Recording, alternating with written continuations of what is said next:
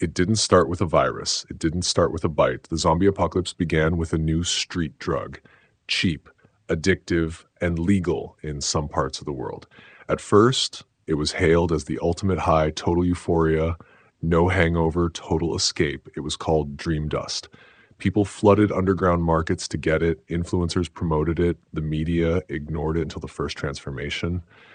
Addition. Users began losing their grip on reality. They stopped speaking, they stopped recognizing loved ones, then they stopped being human. Not dead, not alive. Something in between.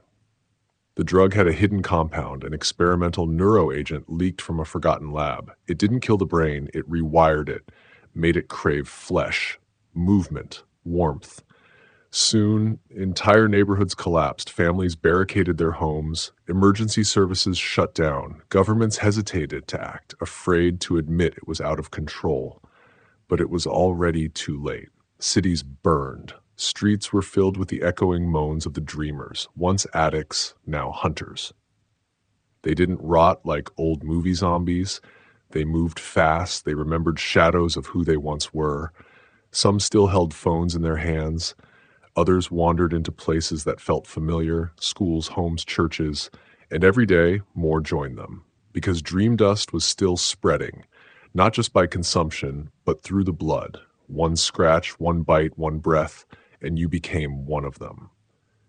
There was no cure, no safe zone, no warning.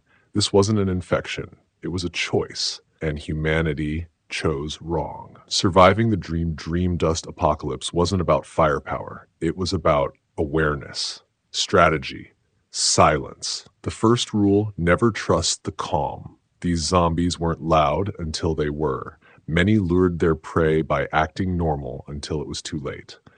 Second, avoid former cities. The densest populations were the first to fall. Suburbs became feeding grounds. Rural areas became ghost towns. Only remote wilderness remained. Small groups fared better. Large groups attracted attention, and panic made people unpredictable. The survivors learned to move at night, cover their scent, and communicate without sound. They lived underground, in abandoned farms, deep forests, or mountain caves. The internet was gone. Power grids were down. Humanity went analog again. Paper maps, hand radios, and coded signals. But perhaps the darkest truth was this: you couldn't save the infected. They looked human, they felt human, but they weren't. And every survivor had to face that choice, again and again. Because to live in this new world, you had to let the old one die.